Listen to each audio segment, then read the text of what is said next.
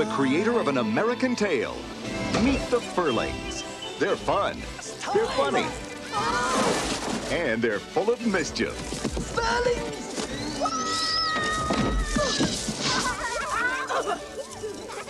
But their friend Michelle needs a magic potion. You only have 2 days' time. Think we should take this? Now they're on their own and off on an incredible journey.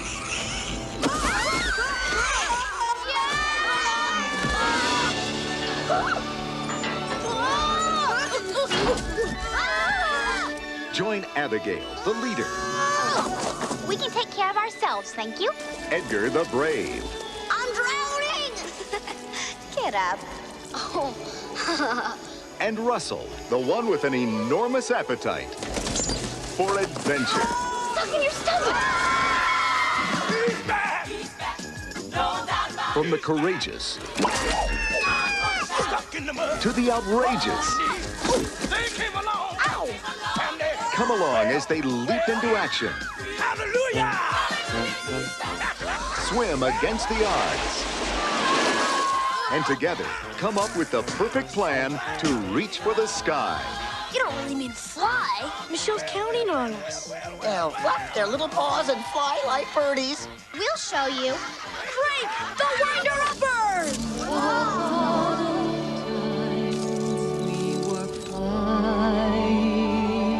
20th Century Fox presents a high-flying adventure that will send your spirits soaring. Once Upon a Forest, featuring the voices of Michael Crawford, Broadway's legendary Phantom, Stupendous! and the fabulous Ben Vereen. There's gonna be some celebrating today. Once Upon a Forest.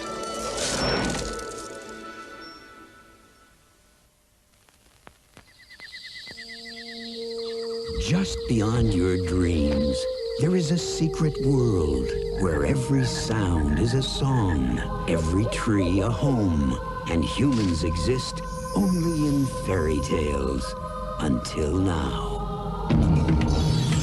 This is a tale of a magical place. You shrank me? Yeah. Catches on quick, doesn't it? Are you really a human? I'm Zach. I'm Krista. Where high-flying creatures I'm blind! No! I can see! It's a miracle! will reach deep into your heart. But now, this most enchanted place is about to face its greatest threat. Join their struggle for survival Stop! Daddy, let's go! in this celebration of life. 20th Century Fox invites you to witness the wonder. This is so incredible! Spread the word How can you live without trees? and plant the seed to save a place called Fern Gully, the last rainforest.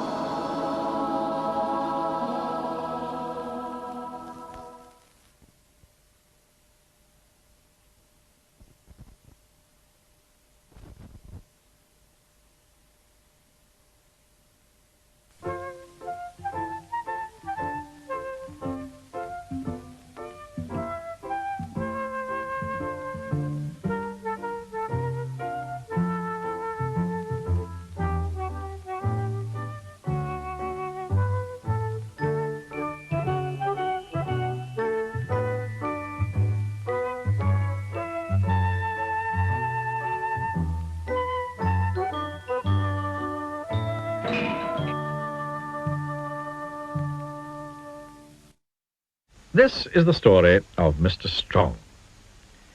Mr. Strong is the strongest person in the whole wide world. The strongest person there ever has been, and probably the strongest person that ever will be. He is so strong that he can not only bend an iron bar with his bare hands, he can tie knots in it. Mr. Strong is so strong, he can throw a cannonball as far as you or I can throw a tennis ball. Mr. Strong is so strong he can hammer nails into a wall just by tapping them with his finger. Strong by name and strong by nature. And would you like to know the secret of Mr. Strong's strength? Eggs. The more eggs Mr. Strong eats, the stronger he becomes. Stronger and stronger and stronger. Anyway, this story is about a funny thing that happened to Mr. Strong one day. That morning he was having breakfast. And for breakfast he was having eggs, followed by eggs, and to finish he was having, guess what? That's right, eggs. That was Mr. Strong's normal breakfast. After his eggy breakfast, Mr. Strong cleaned his teeth. And, as usual, he squeezed all the toothpaste out of the tube. And, as usual, he cleaned his teeth so hard, he broke his toothbrush. Mr. Strong gets through a lot of toothpaste and toothbrushes. After that, he decided to take a walk. Put on his hat, opened the front door of his house. What a beautiful day, he thought to himself. And stepping outside his house, he shut the front door. The door fell off its hinges. Mr. Strong gets through a lot of front doors. Then Mr. Strong went for his walk. He walked through the woods. But he wasn't looking where he was going. And walked slap bang into a huge tree. The huge tree trunk snapped, and the tree thundered to the ground. Whoops, said Mr. Strong. He walked into town. And again, not looking where he was going, he walked slap bang straight to a brick wall. And Mr. Strong, being Mr. Strong, walked straight through that brick wall. Whoops, said Mr. Strong. Eventually, Mr. Strong walked through the town and out into the country, to a farm. The farmer met him in the road, looking very worried. What's the matter? Asked Mr. Strong. It's my cornfield. It's on fire, and I can't put it out. Mr. Strong looked over the hedge, and sure enough, the cornfield was blazing fiercely. Water, said Mr. Strong. We must get water to put out the fire. But I don't have enough water to put the whole field out, cried the worried farmer. And the nearest water's down to the river, and I don't have a pump. Then we'll have to find something to carry the water, replied Mr. Strong. Is that your barn? He asked, pointing to a barn in another field. Yes, I was going to put my corn in it, said the farmer. But can I use it? Asked Mr. Strong. Yes, but no buts. Come on. Mr. Strong walked over to the barn, and do you know what he did? He picked it up. He actually picked up the barn. The farmer couldn't believe his eyes. Then Mr. Strong carried the barn above his head down to the river. And he turned the barn upside down. Then he lowered it into the river so that it filled up with water. Then, and this shows how strong Mr. Strong really is, he picked it up and carried it back to the blazing cornfield. Mr. Strong emptied the upside-down barn full of water over the flame. Sizzle, sizzle, sputter, sputter. 1 minute, the flames were leaping in the air. The next minute, they'd gone. However can I thank you? The farmer asked Mr. Strong. Oh, there's nothing, remarked Mr. Strong modestly. But I must find some way to reward you, said the farmer. Well, said Mr. Strong, you're a farmer, so you must keep chickens. Yes, I do, said the farmer. Lots. And chickens lay eggs, went on Mr. Strong. And I rather like eggs. Then you shall have as many eggs as you can carry, said the farmer, and took Mr. Strong over to the farmyard. Mr. Strong said goodbye to the farmer and thanked him for the eggs, and the farmer thanked him for helping. Then Mr. Strong, just using one finger, picked up the eggs and went home.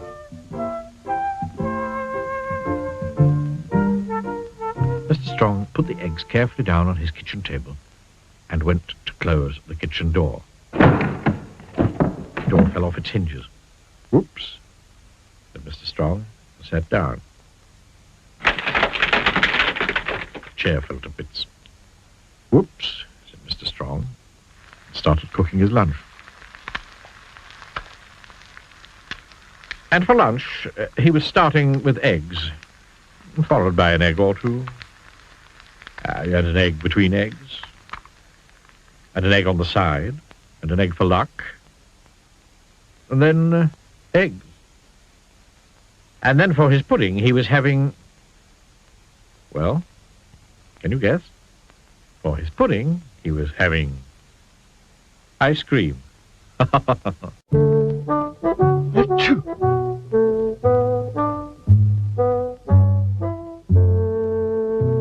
Achoo! Achoo! Achoo! Achoo! Achoo! Achoo!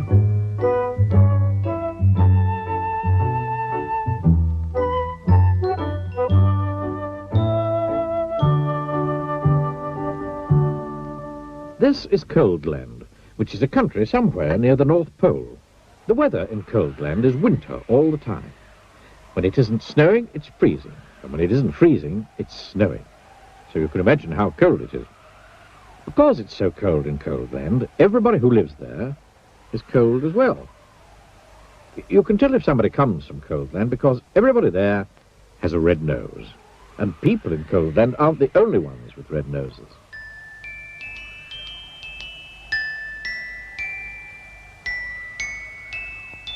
In Coldland, you can even see red-nosed elephants. And what you hear most of the time in Coldland is a noise that sounds like this. Achoo! The sound of the sneeze is very common indeed in Coldland, which is not very surprising, is it? This is the story of Mr. Sneeze, who lived in a small snow-covered cottage in Shivertown, the capital of Coldland. Every morning, Mr. Sneeze woke up, sneezed, got up, sneezed, got dressed, sneezed, went downstairs, sneezed, ate his breakfast, sneezed, and went to work, still sneezing. Achoo!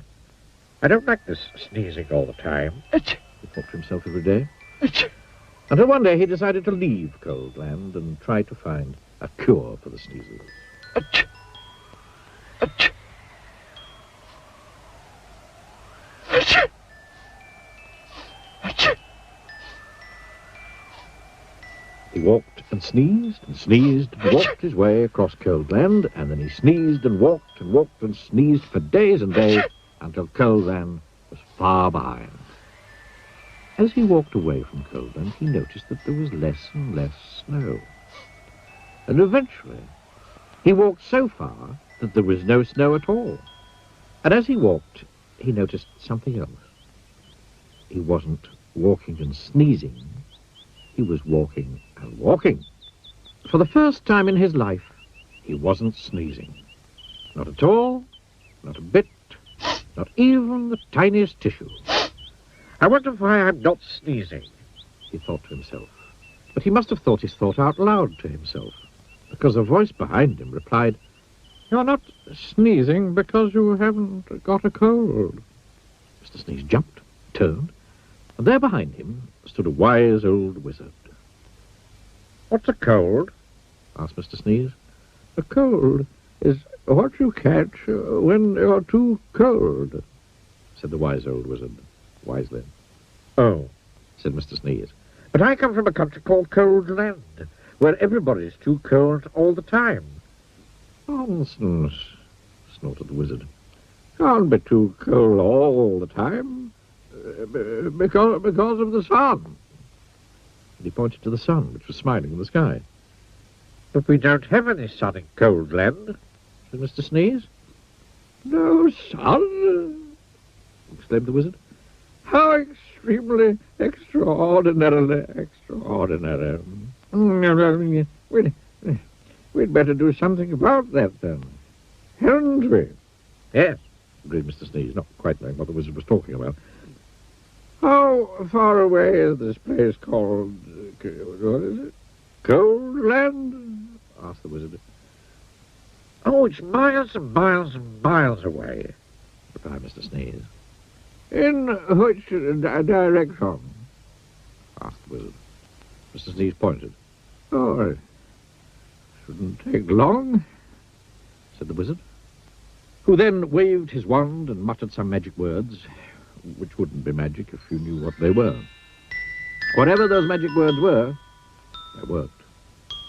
Before you could say sneeze, both the wizard and Mr. Sneeze were transported to Shivertown, which you will remember is the capital of Goldland. As usual, it was snowing. "I say, this is a cold, gloomy place," said the wizard. Replied Mr. Sneeze, who'd started sneezing again. "Achoo! Goldland certainly needs some sunshine," said the wizard. That's going to take some rather special magic." "Please hurry up," said Mr. Sneeze, who was rapidly turning into a snowman. "Now," said the wizard, ignoring him, "I'm going to say some magic words, and I want you to sneeze 3 times immediately afterwards." The wise old wizard then held up his magic wand and muttered some magic words, which again wouldn't be magic if you knew what they were.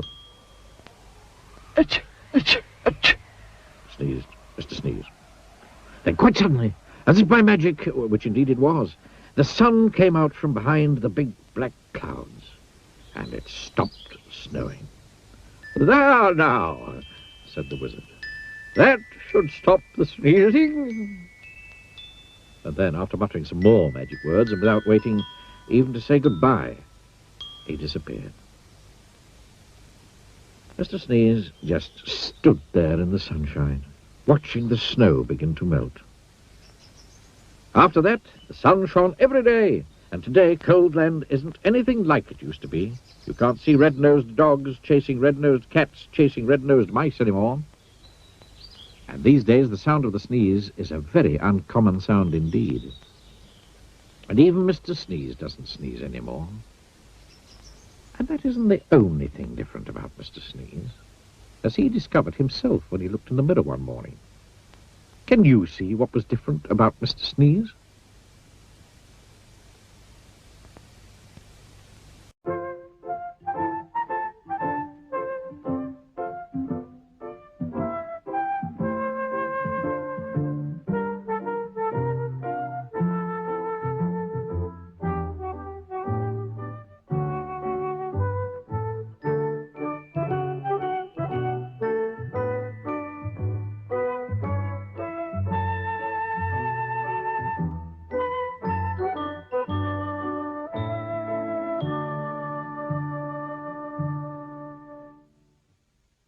Mr. Fussy was fussy about everything. Absolutely everything had to be neat and tidy and in its proper place. Mr. Fussy spent all day and every day rearranging his furniture and making sure that the flowers grew in a straight line in his garden, and trying to find specks of dust where there couldn't possibly be specks of dust, because he spent all his time making sure that there weren't any specks of dust. One fine morning, Mr. Fussy was having breakfast. He was very fussy about what he ate. He opened the marmalade pot. "Oh," he exclaimed, "it's got bits in it." And he spent the rest of the morning separating the bits from the marmalade. Or, if you prefer, the marmalade from the bits. Fussy old fusspot, people used to call him. Then Mr. Fussy went out into his garden, and he spent the rest of the day straightening out all the blades of grass on his lawn. Fussy old fusspot. That evening, Mr. Fussy was in his kitchen, ironing his shoelaces, when he heard a crash outside. "What's to do?" he murmured to himself, and hurried outside to investigate. There, with a broken garden gate in one hand, and an old battered suitcase in the other, and a sheepish grin on his face, stood an untidy person, Mr. Clumsy. "Whoops," he said, holding up the garden gate. "It came off in my hand." "Who," spluttered Mr. Fussy, looking in horror at his garden gate, "are you?" "Oh, I'm Mr. Clumsy," replied the untidy person, grinning. And he stepped forward to shake Mr. Fussy's hand, and tripped over and fell on the lawn. "My grass!" cried Mr. Fussy. "My straight grass! You bent it!" And he got down on his hands and knees and started straightening the grass. "But who are you?" he asked over his shoulder. "And why are you here?" "Oh, I'm your cousin, Blue," replied Mr. Clumsy. "Your long-lost cousin from Australia. I've come to visit." If you look hard, there is a certain family likeness between them, isn't there? "Well, aren't you pleased to see me?" continued Mr. Clumsy cheerfully, knocking over a flower or two as he got up. Picked up his suitcase, knocking over another flower or two, all three. Mr. Fussy quite obviously wasn't pleased to see him. "Oh, well, you'd better come in," he muttered. "I say," remarked Mr. Clumsy, looking through the front door of Mr. Fussy's house. "I say, what a neat little place you got here." And he stepped inside, pushed over his shoelaces. He often done. Knocked over a chair, dropped his suitcase, and fell in an untidy heap on the floor. "Whoops," he said. Mr. Fussy shut his eyes and heaved a sigh and groaned silently to himself. Later that evening, after Mr. Fussy had cooked them a meal, and after Mr. Clumsy had helped with the washing up, 2 broken plates, they sat down to talk. Mr. Fussy sat as he always did, in a neat and tidy fashion. Mr. Clumsy sat as he always did, in a not-so-neat and tidy fashion. "How long are you staying?" asked Mr. Fussy. "Oh, I don't know," grinned Mr. Clumsy. "Few days, week, year, haven't decided." Mr. Fussy groaned another long, silent groan to himself. And they went to bed. When he woke in the morning, Mr. Fussy jumped out of bed and went into his bathroom. Oh no," he gasped. "Oh, no." Oh, yes. Mr. Clumsy had been there before him. The towels lay in a heap on the floor. The bath was full of water. There were pools of water all over the bathroom floor. Half a tube of toothpaste had been squeezed out onto the mirror. What a mess. Mr. Fussy made it all neat and tidy as quickly as he could. Then he hurried downstairs. "Morning," said his cousin cheerfully. "I've cooked your breakfast. Sit down." There was an awful mess everywhere. "There we are. Breakfast," said Mr. Clumsy, carrying a plate of fried eggs, broken fried eggs, towards the table. And then he tripped over those shoelaces of his, and then the eggs flew through the air, and they landed all over Mr. Fussy. Sticky, greasy, yellow, fried eggs. "Whoops," said Mr. Clumsy. After a week, Mr. Fussy's house didn't look like Mr. Fussy's house anymore. Don't you agree? But after 2 weeks, Mr. Clumsy decided to move on. "Oh, thanks for having me, sport," he said to Mr. Fussy. "It was very nice to see you," replied Mr. Fussy politely. What he was thinking was not so polite. "It's very nice to see you going," was what he was thinking. "Well, cheerio," said Mr. Clumsy. And off he went with his battered old suitcase. "Goodbye," called Mr. Fussy, really meaning good riddance. Then Mr. Fussy fussed round his house as he'd never fussed before. Fussy old fusspot. That evening, Mr. Fussy was in his kitchen, polishing an egg, and he heard a crash outside. "Oh, no," he groaned. "Oh, not Mr. Clumsy back again. It can't be. Mustn't be. It isn't." And it wasn't. It was somebody else. Somebody who just walked straight through Mr. Fussy's garden gate. Somebody who can't help having little accidents. Somebody you may have met before. "Hello," smiled Mr. Bump. "I've come to visit. Ah, I thought I'd bump into you again sometime. Bump into you.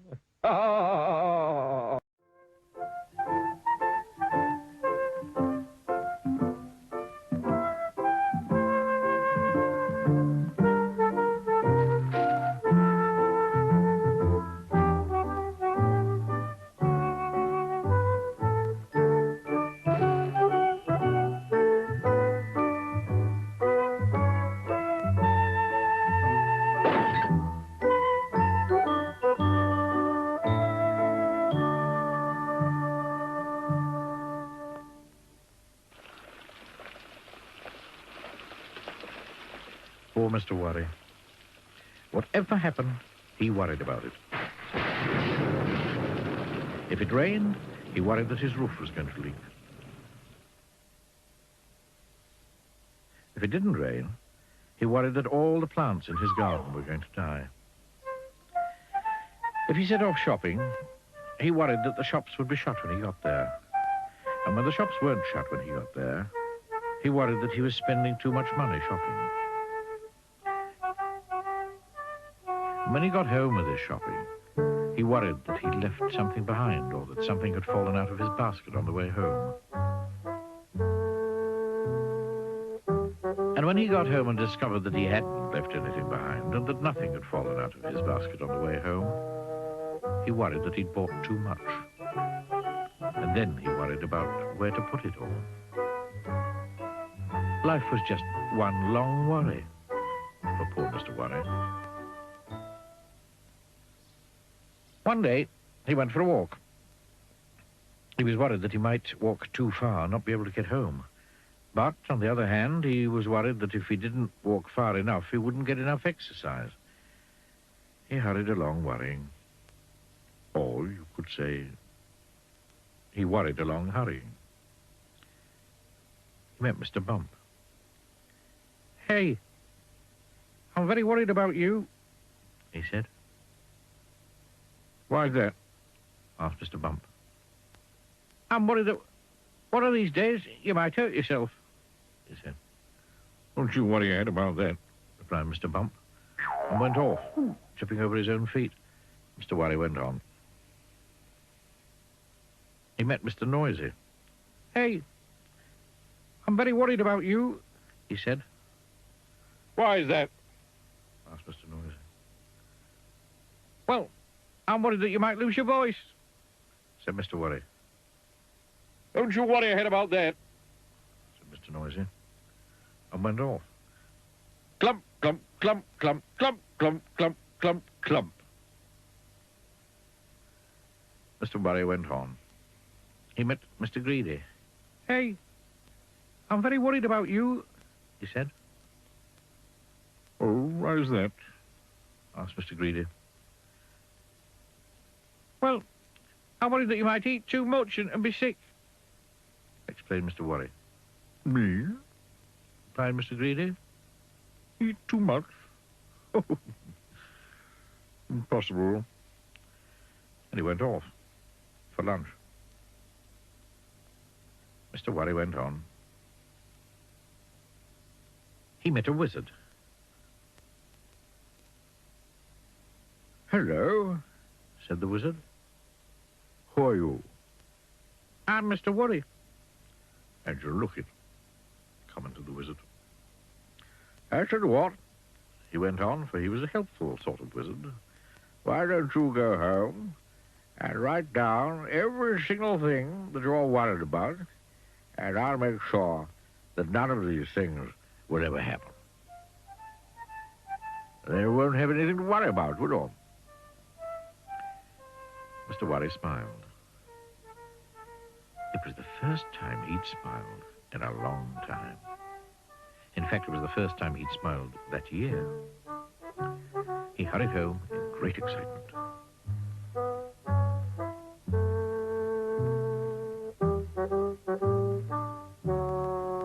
When he got home, he sat down to write out all the things that worried him. Every single thing. It was a long list.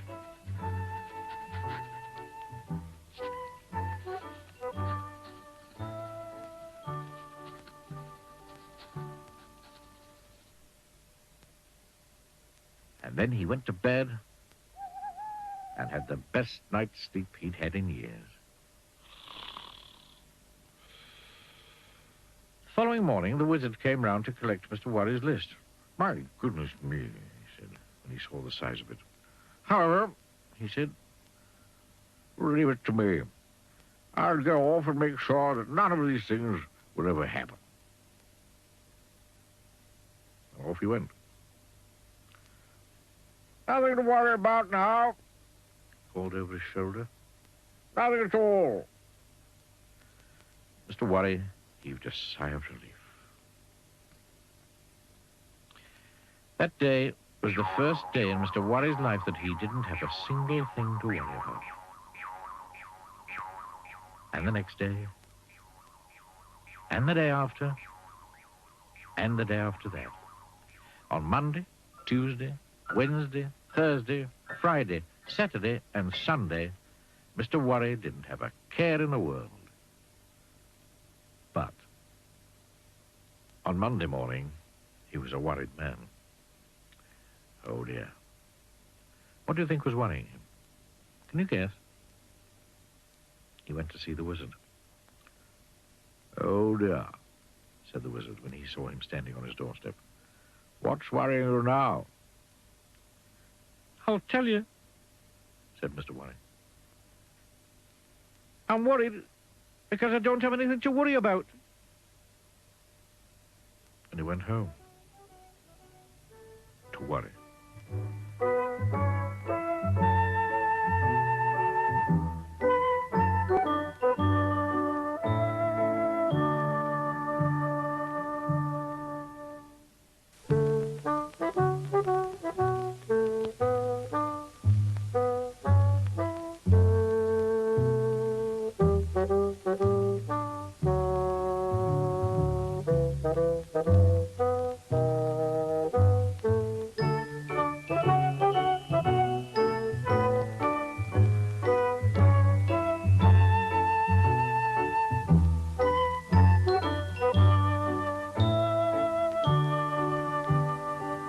Mr. Uppity was one of the rudest people in the world, if not the rudest.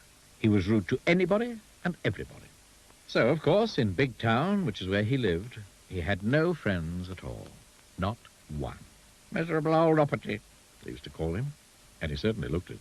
Now, as well as being rude, Mr. Uppity was also rich. Very rich. One of the richest people in the world, if not the richest. He had the largest, longest limousine in Big Town. He had the largest, longest garden in Big Town. He had, on the top of a hill in the middle of Big Town, the most enormous house. The biggest house in Big Town. And there he lived, all alone. Miserable old Uppity. One day, Mr. Uppity was walking in the gardens of his enormous house, when suddenly he heard a voice. "Hello," said the voice. Mr. Uppity looked, and there, in one of his hundreds of flower beds, was a goblin. "Are you not going to say hello to me?" said the goblin. "Go away," said Mr. Uppity rudely. "Oh, I know who you must be," said the goblin. "You must be Mr. Uppity, who's rude to everybody." Sniffed Mr. Uppity rudely. "Well, I know somebody who wants to meet you," said the goblin, and he skipped off, the way goblins do. Mr. Uppity's curiosity got the better of him. He followed. "In there," said the goblin, pointing at a small hole in a tree. "Don't be silly," snorted Mr. Uppity. Oh, I'm not being silly," said the goblin. "Yes, you are," snapped Mr. Uppity. "I can't possibly get in there." "Aha!" smiled the goblin. And then he said a magic word, known only to goblins, which sounded like wobbling, something like that. Suddenly, Mr. Uppity started shrinking. He shrank and he shrank until he was exactly the same size as the goblin. "Turn me back to my proper size at once," spluttered Mr. Uppity in a rage. "I shan't," grinned the goblin. And so saying, the goblin climbed through the hole into the tree. Poor Mr. Uppity didn't know what to do, so he followed him. Inside the tree, there was a staircase going down and down. It led directly to the kingdom of the goblins. "I demand to be taken immediately to whoever is in charge," said Mr. Uppity angrily. "Oh, you shall. So you shall," grinned the goblin. And he led Mr. Uppity through the streets of the kingdom of the goblins until they came to a palace. The goblin and Mr. Uppity passed through the gates and into a courtyard and through some more gates and along a long corridor and through some large gold doors and into a huge room. And there, sitting on a gold throne, was the king of the goblins. "Your Majesty," announced the goblin, bowing low, "may I present Mr. Uppity?" "Ah," said the king, So you're the fellow who goes about being rude to everybody, doesn't have any friends. Rubbish, said Mr. Uppity rudely. I can see that what I have heard is true, said the king, looking at the indignant Mr. Uppity. You're much too puffed up with your own importance. Therefore, he continued, I'm going to allow you to be turned back to your proper size. But when you get back to Big Town, if you're rude to anybody at all, you will immediately shrink to the size you are now. Do you understand? The goblin then took Mr. Uppity back through the kingdom of the goblins, and up the staircase, and out of the tree at the bottom of Mr. Uppity's garden. The goblin looked at Mr. Uppity and said something which sounded like "Googly-googly-googly," and Mr. Uppity grew and grew back to his original size. Now, you remember what the king said, warned the goblin. Don't you be so uppity in future. Mr. Uppity marched off furiously up to his enormous house. The following day, Mr. Uppity was out walking through the streets of Big Town. Suddenly, he came across a little boy playing with a ball. Get out of my way, snapped Mr. Uppity rudely. But as soon as he'd said it, you know what happened, don't you? Yes, Mr. Uppity shrank and shrank until he was no bigger than the ball the boy was playing with. Oh, dear, he gasped, and then he thought. I'm sorry, he said to the boy. What I meant to say was, please could I get past? Immediately, Mr. Uppity grew to his original size, and the boy moved, and Mr. Uppity went on his way. Then he met an old lady carrying a large shopping basket. Excuse me, she said to Mr. Uppity. Could you tell me the time, please? No, said Mr. Uppity rudely. But as soon as he'd said it, you know what happened, don't you? Oh, dear, he gasped, and then he thought. I'm sorry, he said to the old lady. What I meant to say was, it's 11:25. Immediately, Mr. Uppity grew to his original size, and the old lady thanked him, and Mr. Uppity went on his way. Then he went and bought a newspaper from a man standing on the corner of the main street in Big Town. He was just about to walk away when suddenly he stopped and thought, turned back to the man and said, thank you. Thank you was a word Mr. Uppity had never used before. The man smiled. A smile was something Mr. Uppity wasn't used to getting. Thank you was a word Mr. Uppity not only had never used before, but it was a word he'd never had said to him before. Mr. Uppity smiled. He felt happy. Happy was a feeling Mr. Uppity wasn't used to feeling. He liked it. And do you know, from that day forward to this day backward, Mr. Uppity is a changed person. He's still the richest person in Big Town, perhaps the richest person in the world. But now he has lots of friends, and he smiles a lot, and he never gets that shrinking feeling. And do you know which two words Mr. Uppity uses most of all these days? Please and thank you.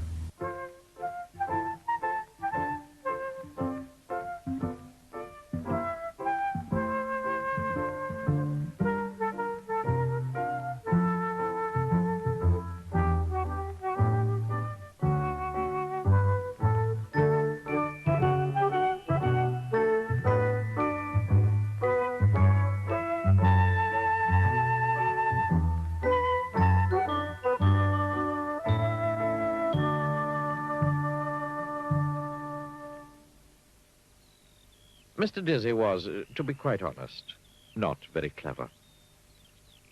If you were to ask Mr. Dizzy what was the opposite of black, he'd say, the opposite of black is, pink. He lived in a house on a hill, which he'd built himself. A not very clever house. One of Mr. Dizzy's problems was that he lived in a country where everybody else was terribly clever. Clever land. Even the birds were clever in clever land. Everything and everybody in Cleverland was clever. You'll never see a worm reading a book anywhere else but Cleverland. Poor Mr. Dizzy. Everything around him was so clever that it made his head spin. One morning, Mr. Dizzy was out for a walk and he met a pig. What's big and has big ears and a trunk? Said the clever pig to Mr. Dizzy. A mouse, said Mr. Dizzy. The pig laughed sarcastically at Mr. Dizzy, and went off, shaking his head. Then Mr. Dizzy met an elephant, a clever elephant. What's small and furry and likes cheese? The elephant asked cleverly. A pig, replied Mr. Dizzy. Clever elephant laughed down his trunk. Pig? A pig? You silly man.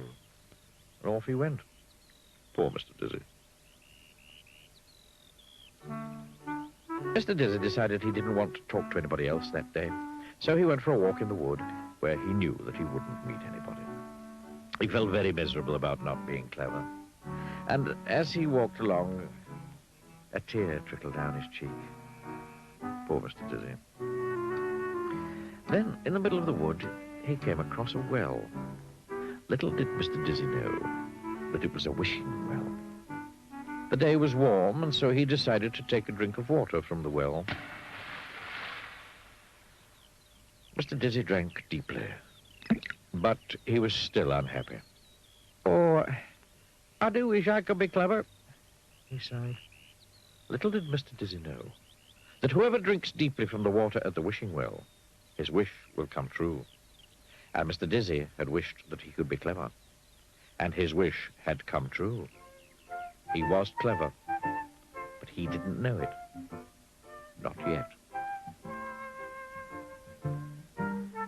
On the way home, Mr. Dizzy came across the elephant and the pig he had met earlier.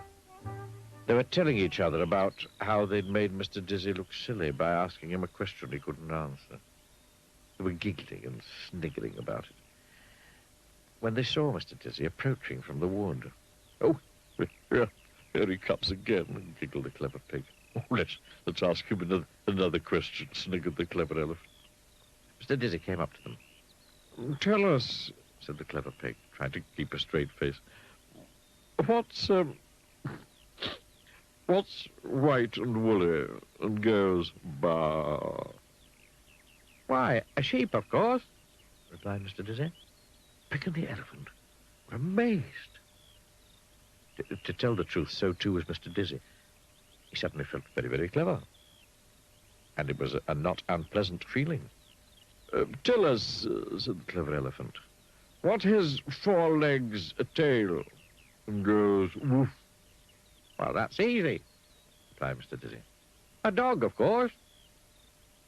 The clever pig and the clever elephant couldn't understand how Mr. Dizzy had become so clever in one morning. Mr. Dizzy couldn't understand how he'd become so clever in one morning. But you know how he'd become so clever in one morning, don't you? Now, let me ask you a question, said Mr. Dizzy to the pig. You? Grunted the pig rudely. You? Ask me a question? Never ridiculous. There's no question you could ask me that I couldn't answer. Really? Smiled Mr. Dizzy. Well then, can you tell me what's fat and pink and goes a tissue, a tissue? What's fat and pink and goes tissue, tissue? Repeated the pig, looking worried. There's nothing that's fat and pink and goes tissue, tissue. Nothing, eh? Said Mr. Dizzy. And he tickled the pig's nose. Tissue, tissue, sneezed the pig. The answer is you, said Mr. Dizzy. You are fat and pink, and you're going a tissue, a tissue. The clever pig looked downright, if not down left, miserable. Mr. Dizzy turned to the elephant, who, incidentally, had stopped sniggering. Now, said Mr. Dizzy, let me ask you a question. What's large and goes dobbit, dobbit? What's large and goes dobbit, dobbit, repeated the elephant, looking worried. There's nothing that's large and goes dobbit, dobbit. Oh, yes, there is, grinned Mr. Dizzy. There certainly is something that's large and goes dobbit, dobbit. And he tied a jumbo knot in the clever elephant's trunk. Stop it! Stop it! Cried the elephant, who wanted to say, stop it, but couldn't talk properly with a knot in his trunk.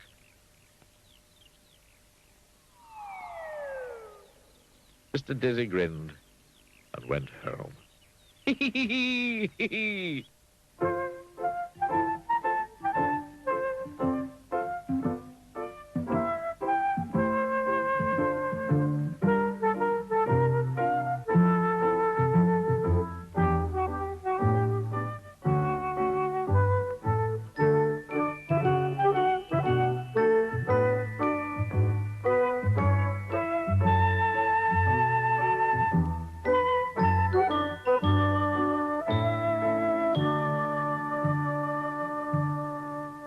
It was a lovely summer evening, and in Crosspatch Cottage, Mr. Grumpy was at home. He sat down in an armchair and picked up a book. And then, do you know what he did? He tore all the pages out of it. Every one. Mr. Grumpy can't stand books. He has a shocking bad temper. In fact, he's quite the most bad-tempered person you can imagine.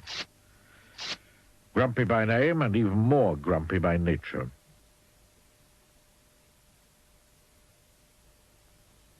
The following morning, he was out in his garden pulling up flowers. He couldn't stand pretty flowers growing in his garden. When out of the corner of his eye, he saw a figure. It was Mr. Happy. "Good morning," said Mr. Happy. "Good," said Mr. Grumpy. "What's good about it?" "But," said Mr. Happy. "But nothing," went on Mr. Grumpy. "Get out of my garden." "I beg your pardon," said Mr. Happy. "You heard me," snapped Mr. Grumpy. "Go away."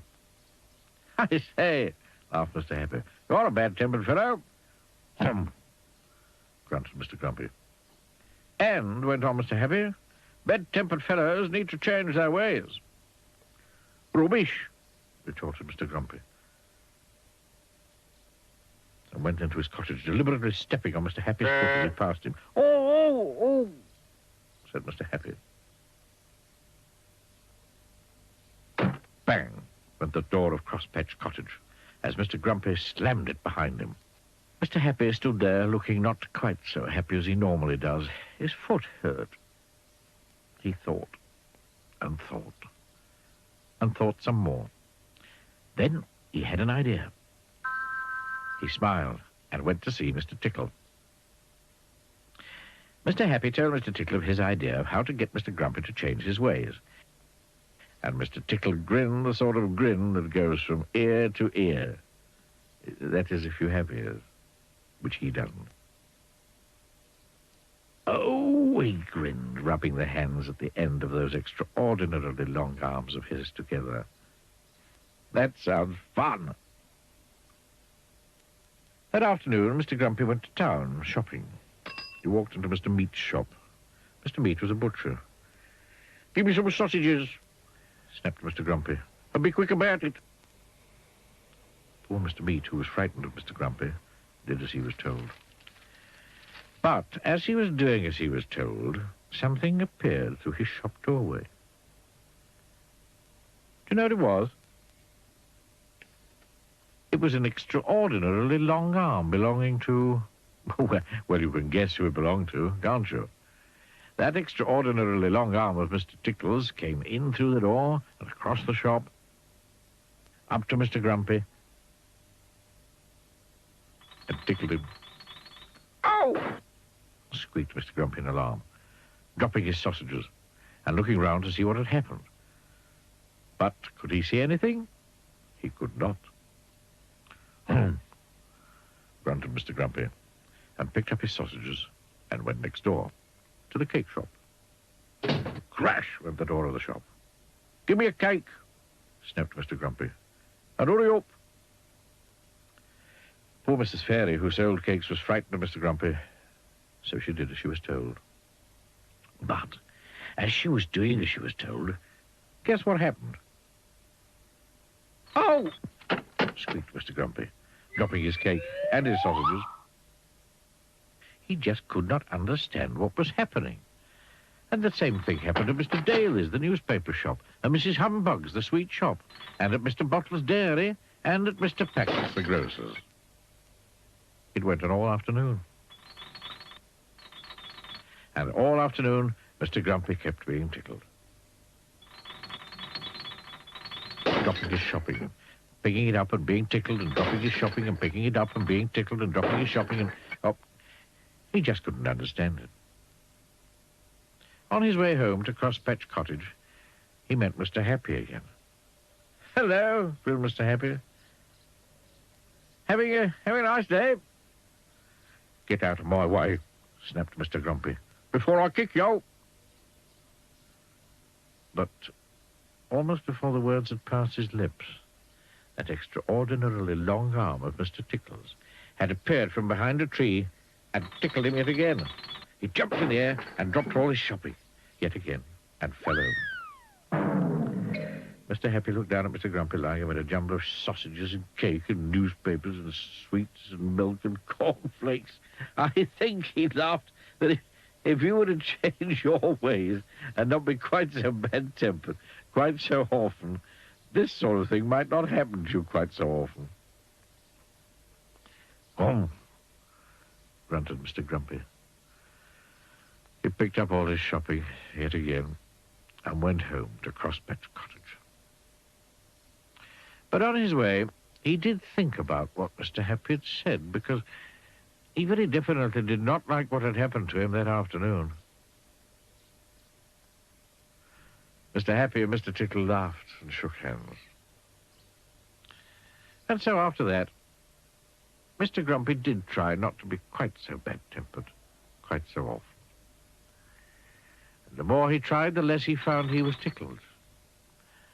And so he tried more and more. And these days, he's quite a changed person. Why, only the other evening, he picked up a book, and you know what? He only tore out one page.